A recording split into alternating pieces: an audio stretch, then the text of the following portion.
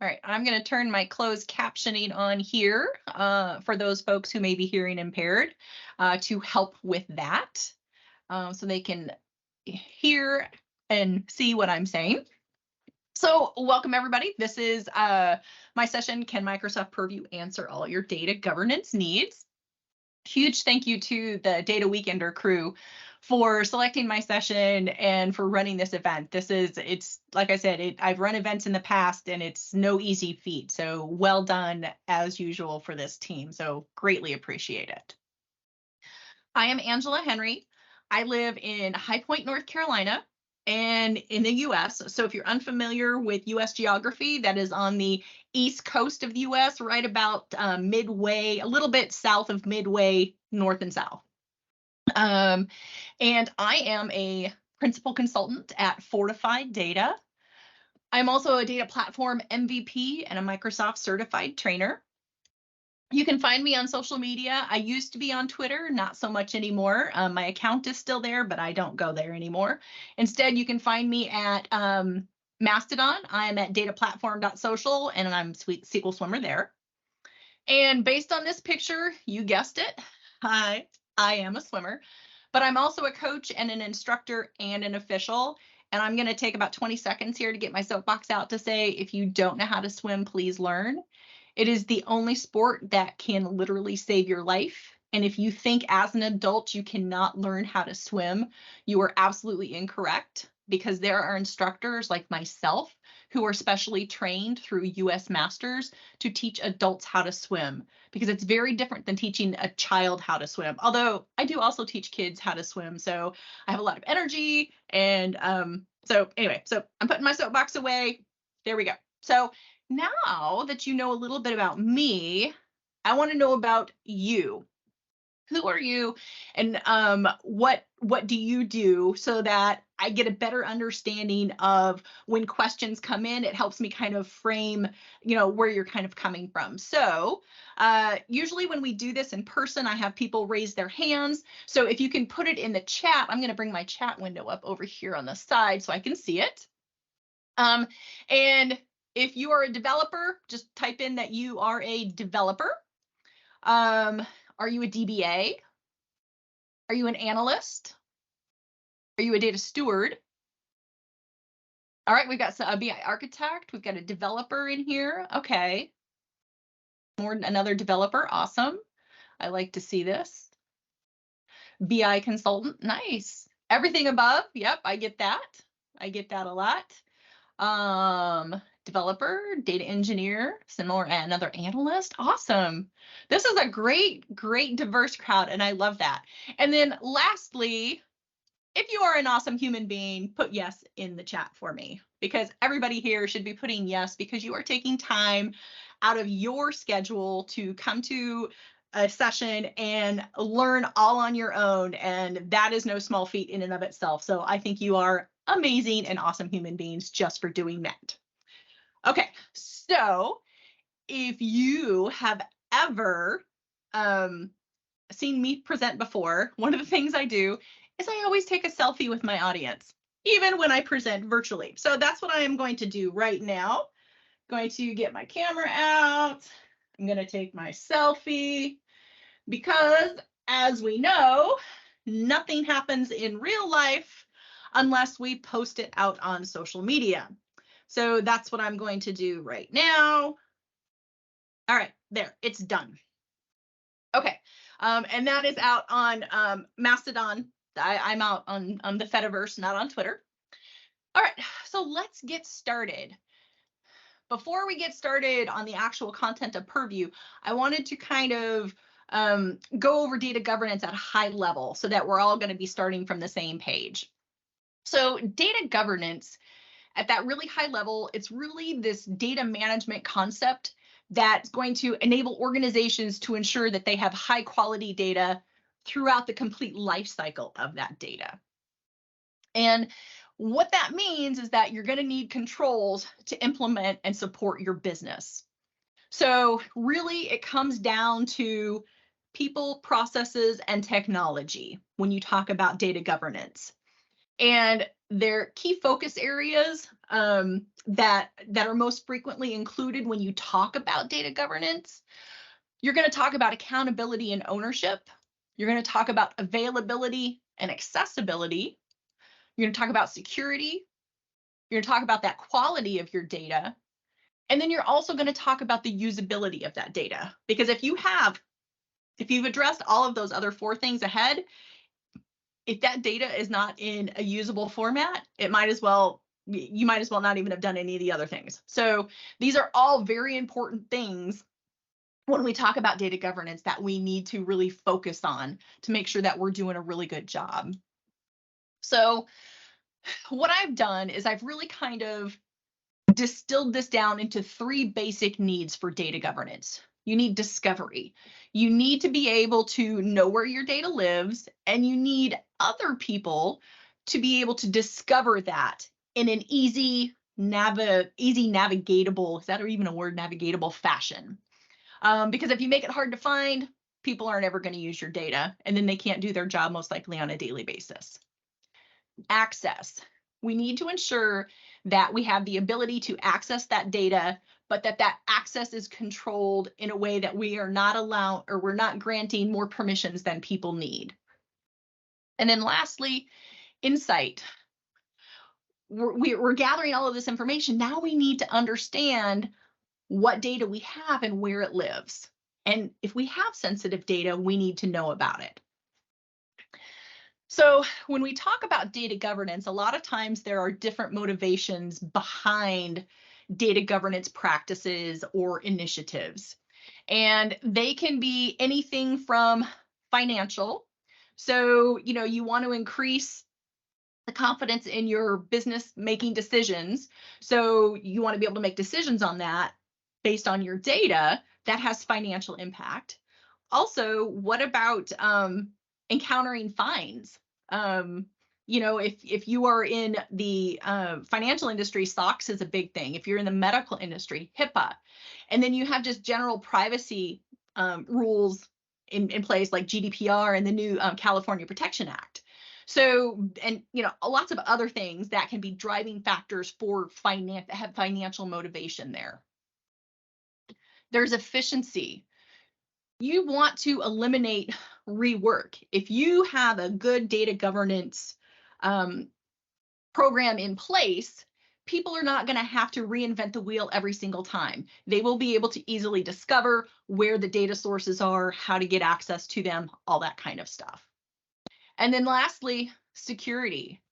I mean, how many times have we seen in the news? It used to be not on such a regular basis. Oh, there was a breach of so many million, user IDs and passwords. Sometimes they have credit cards with them. Sometimes they have, anyway. So security is another really big thing that you need to take into account for your data governance initiatives. And that's really good motivation to have a good data governance policy or initiative. But given all of that, you're going to need technology. It just comes down to it. Remember, it's that people, processes, and technology that have to work together to make sure that you've got a good data governance program going at your organization. And that is what we are going to talk about today, the technology piece. And we're going to talk about Microsoft Purview. Now, Microsoft has rebranded some of the products that they've had in the past. They had their risk and compliance piece that used to be the Microsoft 365 compliance. And then they had Azure Purview, which helped you with the data governance piece for all of your actual data assets themselves. And what they did is they rebranded everything. So now everything falls under this Microsoft Purview brand umbrella. And what we're going to talk about today is just the data governance piece, the piece that goes out and lets you look at all of your actual data assets. And we're going to talk about these in conjunction with those 3 things that I kind of distilled governance needs down into. We're going to talk about discovery, how that maps over into Purview for the data map and the data catalog. We're going to talk about data access.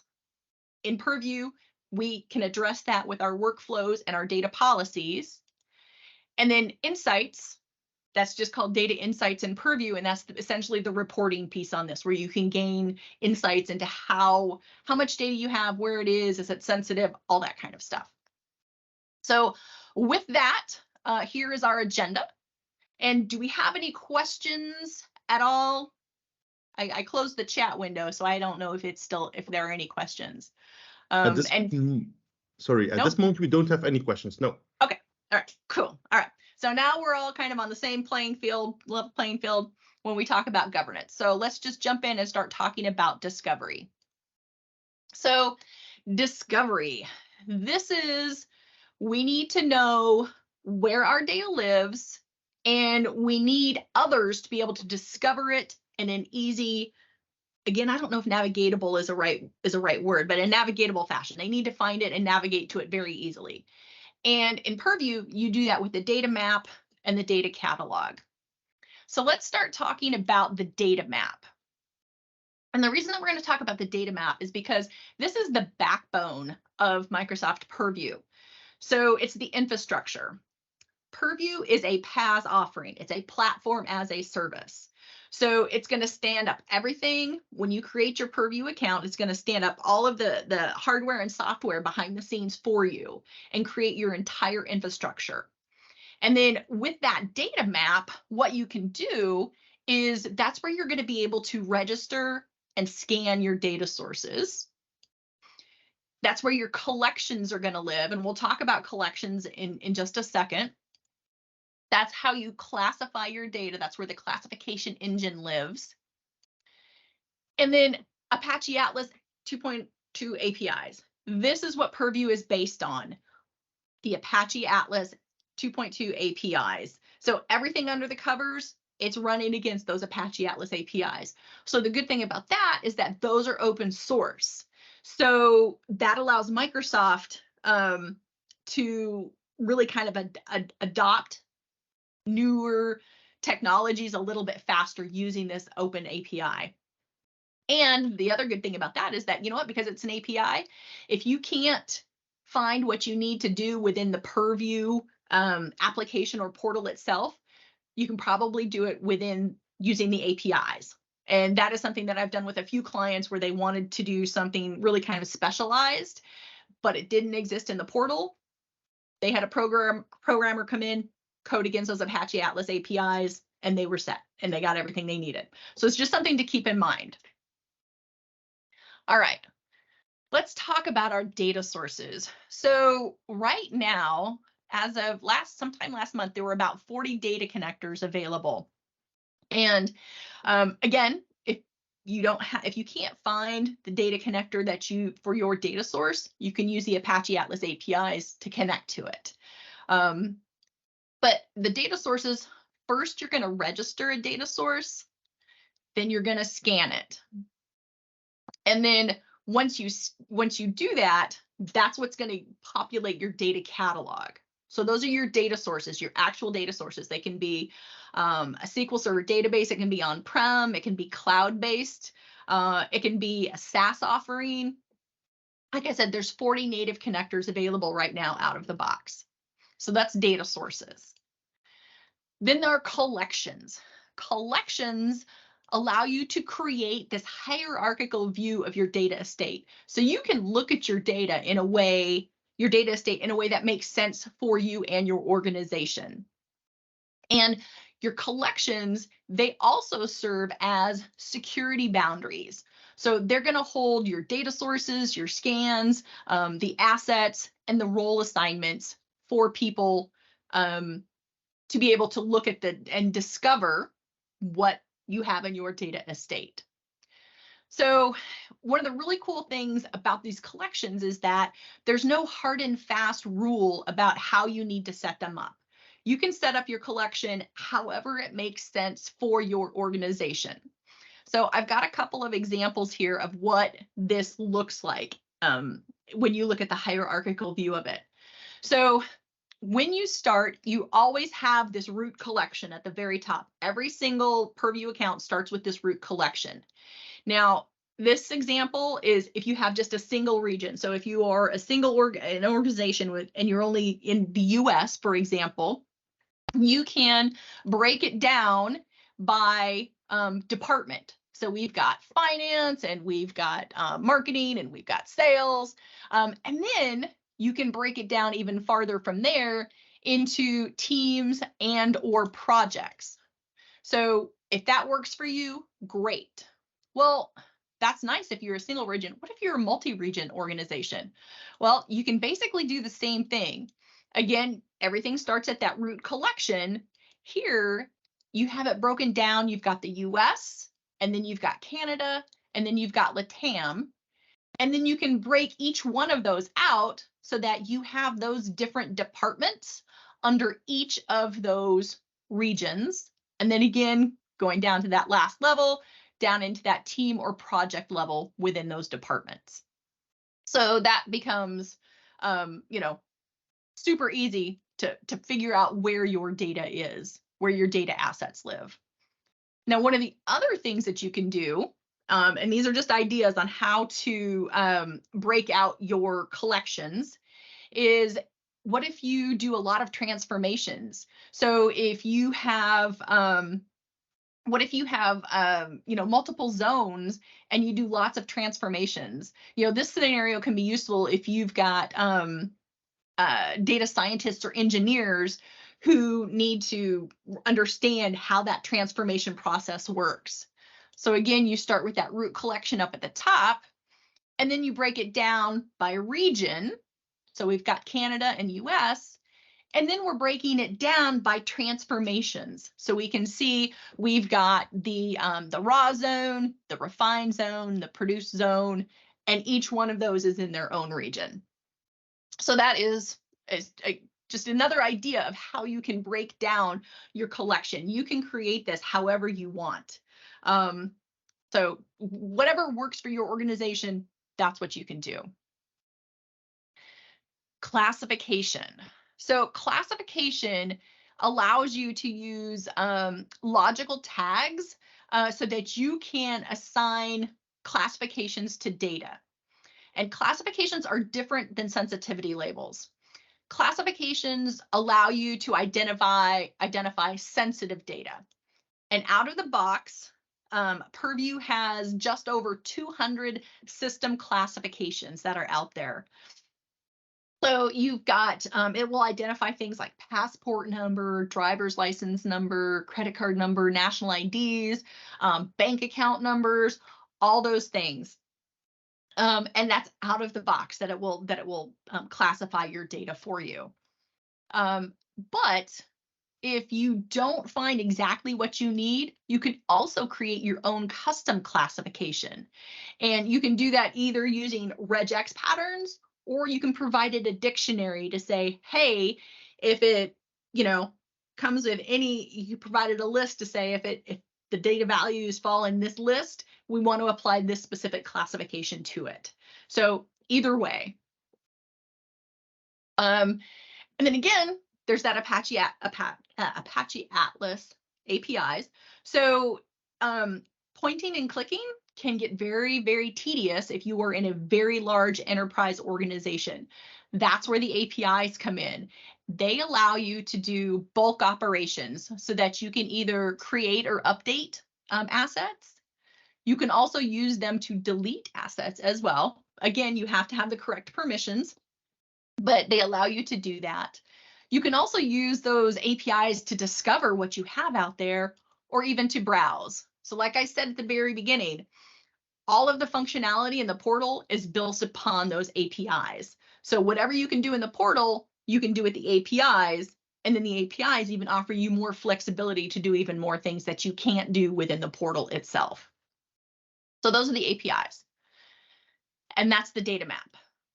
So let's talk about data catalog now. So the data catalog, that's what is actually going to store the metadata about your sources. Now, it's not storing the actual data, it's just storing metadata about your data sources. And the data catalog allows you to search.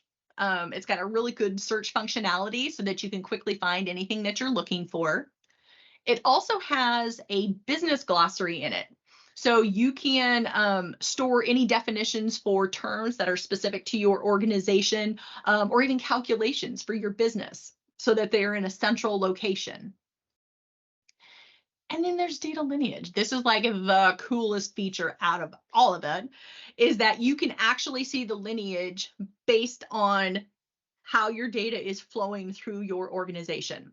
Now, something to keep in mind with data lineage is that it's not available for every single data source. So you're going to have to do your homework if you want to use data lineage to make sure that it is supported for the data source types that you are using. So that's our data catalog. It's got some great stuff in there.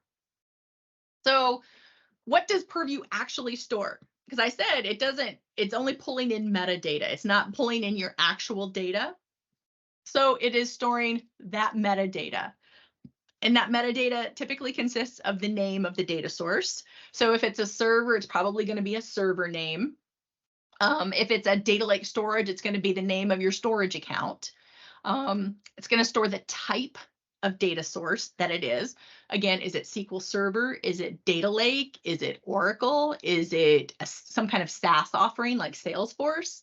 And then the location for it. So where is it located? We need to know where it's located at. And then it also stores some additional information, but that's information that you can provide. And that's also those classifications. So the scanning engine, when it goes out there and it scans, it's going to store that additional information in that Purview data catalog. Now, I know what you're thinking, and even though I've said it multiple times, you know, this is grumpy Angela, and she doesn't want her data to live in the cloud at all. Again, don't worry, it's not storing your actual data, it's only storing the metadata. So your data is stored safely in its data source, it doesn't ever leave. Now, when it does the scan, when you set up the scans, those scans have to have the correct permissions to read the data because that's how it figures out the classifications. But it doesn't actually store any data in Purview itself. And that is the discovery piece when we talk about Purview. So do we have any questions out there? Yeah, we have one actually. So okay. Once the data sources are scanned, is there an easy way to import data descriptions to it? Is that where we would need the APIs for? Okay. So once you scan your data sources, is there any way to import data descriptions into it? And if not, could we use the APIs to do that? If I'm understanding that correctly? Yeah, correct. Okay. So depending on your data source, some of them are, I would call them first-class citizens in Purview, and others are not. So depending on your data source, like in SQL Server, you have that descriptor field that you can add to your objects in SQL Server. Those will be pulled in automatically. So that's kind of some of that additional information, but it depends on your data source. If you are using analysis services and you can add those additional, you know how it has more documentation and description features there, those will be pulled in. Not every data source has that. So if you are using things that where it's not going to be, it's not considered a first class data source type by Purview, essentially it's not a Microsoft product, you can use those APIs to do that, and you can do it in bulk. So that way you don't have to point and click if you have several hundred data source types that you want to be able to populate that with. So if you have an existing data catalog or some kind of list in Excel that describes everything, you could very easily do that with those APIs. Does that answer the question? Well, the person actually added something as well. So how would this look like if it's coming from if your data source actually is a data lake? Okay, so if your data source is a data lake, is it going to pick up the descriptions? To my knowledge, it does not. I think that's one of the very few that it doesn't. And the reason for that is because in the data lake, you can store all different kinds of file formats. So it probably depends on the file format, because you can have CSV and JSON and Parquet and XML and all of those. So I think it just depends on the actual file type. But in general, I'm going to say no, it will not bring that over. But you would need to do some research for those specific file types to make sure. Double check me. Trust but verify, right? Any other questions? No, that's it. All right, cool. Well, we're going to keep on trucking then. Now we're going to talk about access. So, access. We need to ensure that the ability to access our data is controlled and that we're only giving access to those people who need it. Really, we need to make that automated and in a repeatable manner. So what Purview has done is they have created workflows and data policies to give you that functionality. So workflows, they are currently in preview, and they do allow you that ability to create that automated, repeatable business process to request access to data sources. There are two different kinds of workflows, because it's not only the data source, but you can have one for data governance. So that's that data access policy and data loss prevention, and that happens at like the collection level. But then there's also workflows for data catalog. So if you want to manage how your business glossary, how the vocabulary gets in there, you would use a data catalog workflow to do that. And you can provide a whole workflow that so you get approvals and all of that kind of stuff. And then you have to be a member of the workflow admin in order to be able to manage any of those workflows. And again, workflows are in preview, so just kind of keep that in mind. Now, here is an example of a workflow. And if you have ever done anything in Power Automate, this is probably going to look super familiar. They're trying to go with low-code solutions here. And the reason for that is because a lot of the people that are creating these workflows are not necessarily technical in nature. They may have a little bit of tech savviness to them, but having to require them to do some kind of programming language, that's just not going to work. So they created this really nice GUI interface so that you can kind of drag and drop things that you want to put together for your workflows. So you create a workflow that will provide whatever you're looking for, and then those work in conjunction with the data policies, which again are in preview.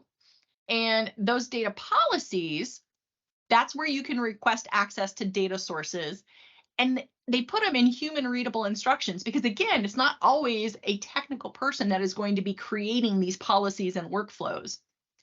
And when you create a data policy, it's usually a two-step process. You're going to create it, and then you're going to publish it, and then you incorporate it into a workflow. There are some prerequisites, of course. So if you want to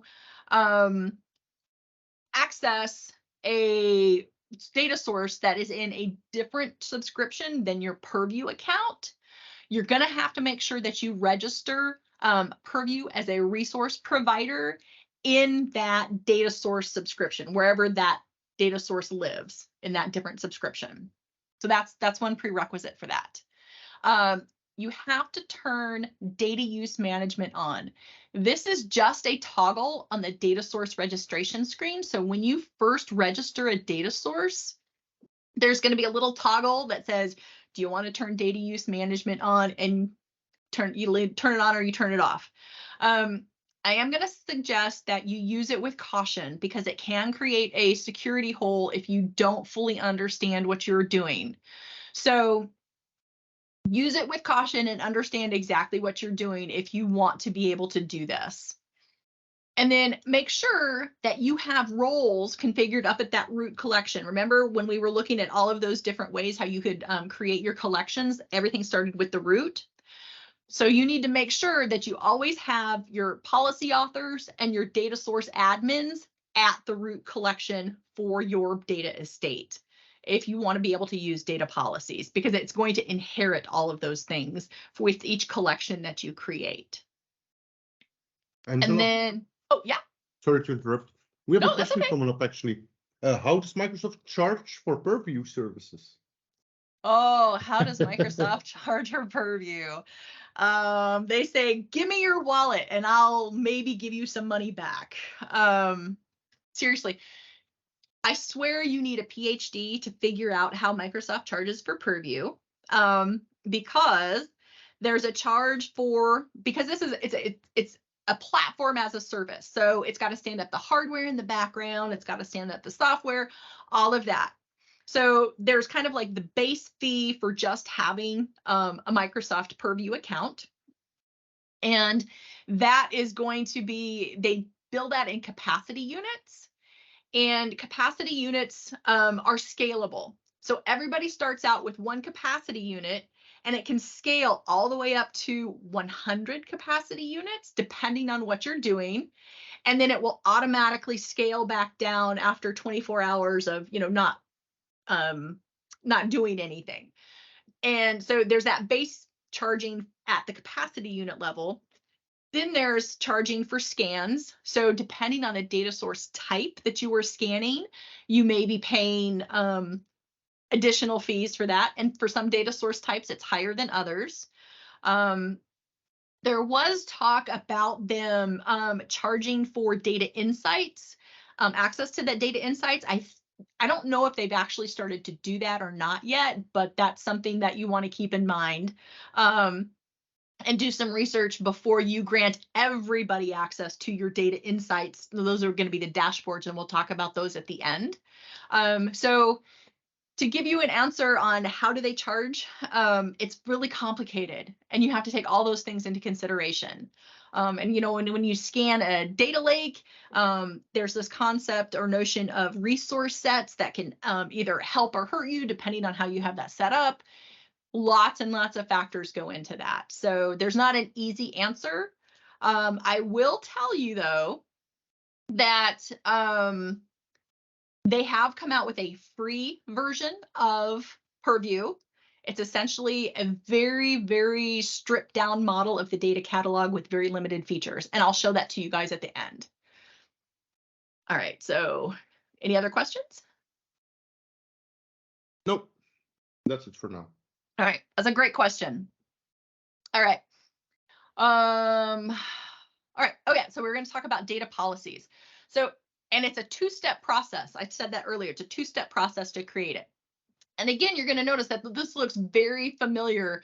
It's kind of, again, it's designed to facilitate people who don't have a technical background, who don't come from that technical background.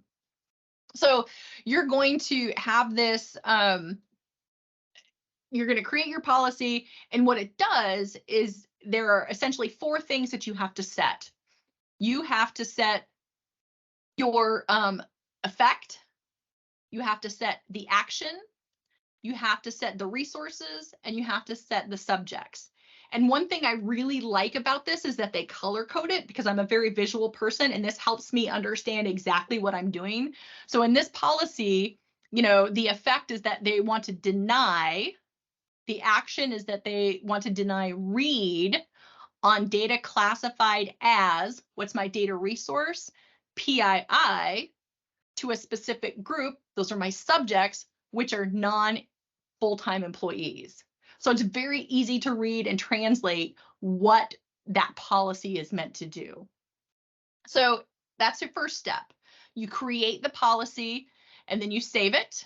Next, before it becomes active, you actually have to publish it.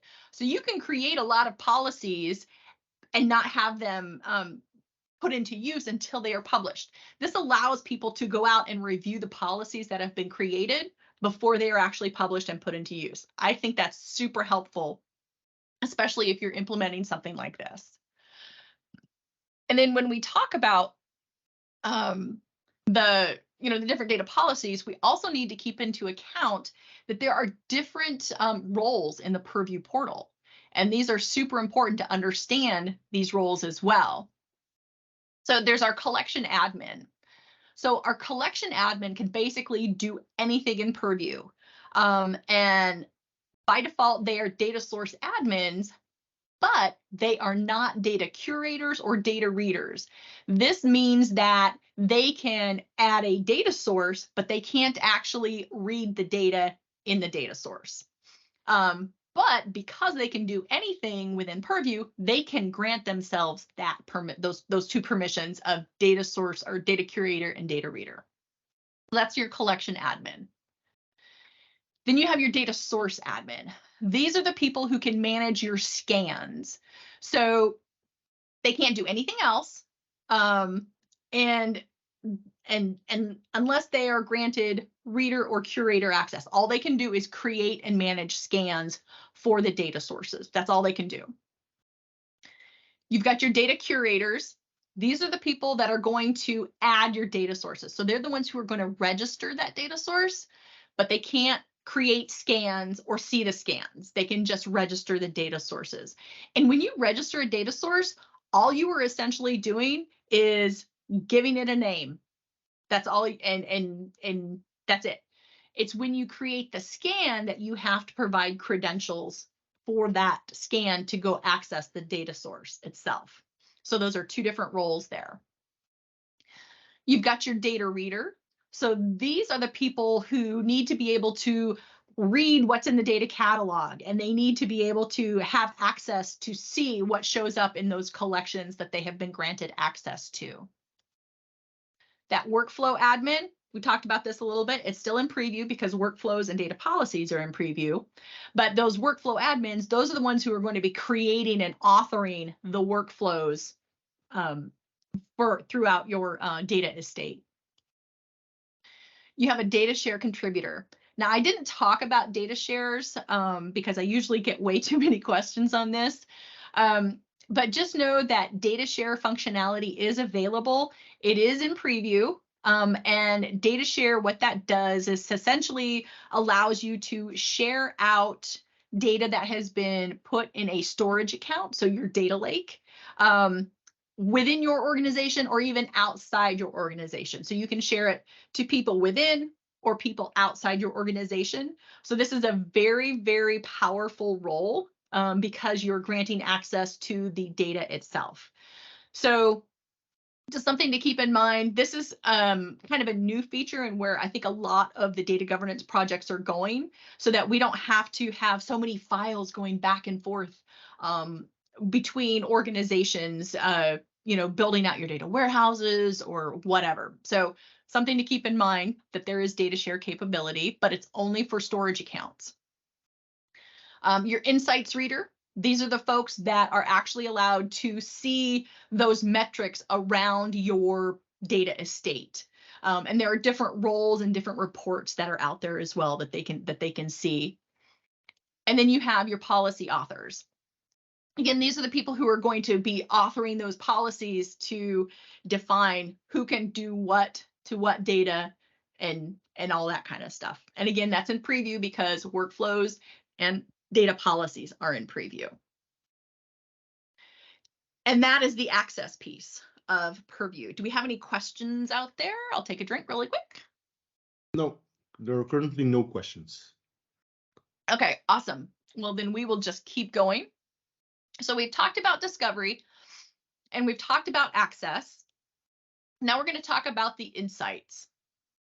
So insights, that's where all those questions come in. How many data sources do we have? Do we have one? Do we have two? Do we have any idea how many data sources we have? Do you know where all of your data sources live? That I get that a lot. Do you know what they're used for? Most people have no idea. We've got all of these different data sources. They have no idea what they're being used for. And this is a big one. Are you storing any sensitive data? This can be super important if you do, hopefully you don't, experience some kind of breach. Are you storing sensitive data? Where is that data at? So that you understand the implications if something like that does happen. Or you may need to provide auditing reports to say, yes, this is the type of sensitive data that we store. And you can find all of that out by using the insights. That helps you define or figure out what data you have, where your sensitive data lives, your adoption metrics. This is something that I find really interesting that they included this in here. You want to know if people are actually using this product because it's not cheap. I'm going to tell you that right now. Purview is not cheap. So you want to make sure that people are actually using this product so that you are getting your biggest bang for your buck. Glossary usage. Are people actually putting words in the glossary? Are they assigning those glossary words to data assets? How are people using this? So I find that super, super helpful. So what insights are available? Well, they have different personas that are out there based on role. So you have a data stewardship. So these are people who are typically going to have to understand, the implications of where, the whole data governance thing. They have to understand how all the parts and pieces work together. You've got assets. So if you just want to go out and look to see what do we have, there's an assets insight. You can look into your glossary. How many words do you have in your glossary? How many people are using them? You can actually expire glossary terms too. So that I actually had somebody ask me, well, why would you ever want to expire? Well, remember that you can use your glossary to store how you calculate things. So what if, our calculation for computing, the word just went right out of my head. But our profitability, let's go with profitability. That works too. What if that changes? What if that metric changes over time and how we do that? We may want to expire it and then apply a new one to that. So calculations that may change over time is a good use of expiring glossary terms. Our classifications, remember, do we have sensitive data? Where is it at? How many? What kinds of data assets and data source types are storing sensitive data? And we can figure out what and where based on these classification insights. And then there's sensitivity. So again, classifications and sensitivity are different. Classifications is just sensitive data types. So we are storing passport numbers, credit card numbers, bank account numbers, that's sensitive data. Whereas sensitivity, that is, we're going to look at the sensitivity labels. So that's part of that other piece of Purview that I showed at the very beginning that we weren't going to talk about. You can use sensitivity labels like confidential, highly confidential, public, internal only. You can apply those sensitivity labels to unstructured data assets like Word documents and Excel files and email, SharePoint sites, and lists and stuff like that. That's where those sensitivity labels come in. So when you combine that compliance center with the sensitivity labels and the data governance piece, and you roll them all together, you can see all of the insights here, and you can look at the sensitivity labels and how they are being applied and where your sensitive, unstructured data types or data lives. So let's take a quick look at the data stewardship insights. So at first, you're going to get this high level KPI view, how many assets you've curated, and data ownership. This is a big one. So remember at the very beginning, we talked about accountability as one of the key focus areas of data governance. You have to have ownership when it comes to data. If you don't have ownership, it's going to be a finger pointing game. So that's one of the things that they do really well is to say, okay, you've identified this asset, but you know what? It doesn't have an owner assigned to it. And that tells you right here, that big, huge, very, very, very first KPI. I find that very helpful. And then you can drill down and you can see at a little bit more granular level, but still kind of at a high level, what kinds of things, how many assets are there, how many sensitive classifications are there? Has it been curated? Curated means, has an owner been assigned? Have we put glossary terms in there? Those kinds of things. And it kind of combines like the classifications with the owner assigned with glossary terms to kind of come up with that fully curated number. And then you kind of see the detail of the owner assigned and the number of classifications, or whether there are no classifications. There's also the catalog adoption for your data stewardship insights. So you can see, again, we've got some KPIs up at the top. How many active users do we have? We want to know if people are actually using this product. How many assets we have. And then it gives you some a little bit more detailed information under there, so you can, figure out who's using what feature, those kinds of things. Very useful information. And then we can go a little bit deeper and we can look at these actual assets themselves. So we've got those KPIs again up at the top, the number of assets we have, how many are unclassified, how many don't have owners, and then we've got that tree map down below, and you can see that we have additional filters that we can apply to it just by clicking those little these little round buttons to add additional filters there. Then glossary insights. So we want to know how many glossary terms do we have? Are people using them? What's been approved? What's expired? All those kinds of things. How many are missing a definition? Because you can put a glossary term out there, but you don't actually have to put any information other than the word itself. So how many are missing a steward? Those kinds of things. Your classification insights. So this is where you're going to find out where your sensitive data lives. And this tells you, it's got these kind of big buckets, these 4 big buckets. You've got financial, you've got personal, you've got government, and then you've got a miscellaneous category. You'll also notice that there's that custom one. So remember I said, even though you have those over 200 classifications out of the box, you might want to create some own custom ones. This is where it's going to show up if you do create any custom classifications and those are picked up. So you will see those here. And then you can also see in that area chart, that area line chart, where it breaks it down by the source type. So, here they've got Azure Blob Storage and Data Lake Storage Gen 1. We've got some Synapse Analytics, Data Storage Gen 2, an Azure SQL database. You can see how that's all broken out and where the sensitive data lives and what data types or what data source types, where they live and how that goes. So sensitivity labels or sensitivity. And so this is where that sensitivity labels comes in. So you can see if you are using that compliance piece of Purview and you have created sensitivity labels, this is where you're going to see that and how it applies. And again, you can see these are like the out of the box sensitivity labels. So you've got confidential, you have secret, highly confidential.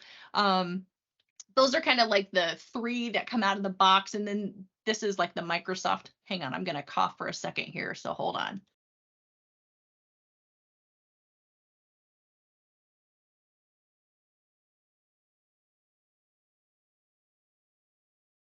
Okay, much better. I just got so excited.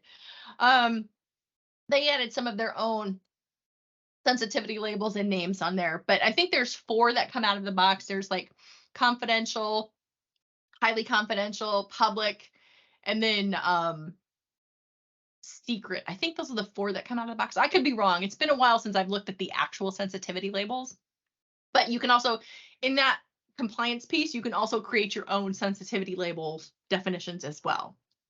So that is where you're going to get any insight into the use of those sensitivity labels and how they have been applied throughout your organization. Because those are applied to, like I said, to Word documents, emails, SharePoint lists, those kinds of things. And that is the end of the insights piece. So do we have any questions on insights or anything else so far? Yeah, we have one general question coming in actually. The question actually is, do you have any idea when workflows in Purview will be moved to GA? Oh, any idea when workflows and policies will be moved to GA? I do not. Microsoft is very close-lipped when it comes to the Purview roadmap. So they don't share a lot of that. Even as an MVP, I get access to some other product information ahead of time. We don't get anything on Purview. They are very tight-lipped on that. So I don't have any idea. I can tell you that it has been in preview for close to a year. So if that tells you anything, maybe, maybe not, I don't know. That's my only insight into that. Any other questions? No, that's it. Okay. All right. So I told you that I would tell you about the free version at the end. So that's what we're going to do is we're going to talk about the free version. As I said before, you get just the data catalog and it has very limited capabilities. You don't get full capabilities in the data catalog.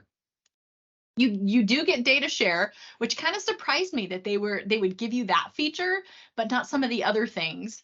And it's also very limited data sources. And when I say very limited data sources, it's basically Azure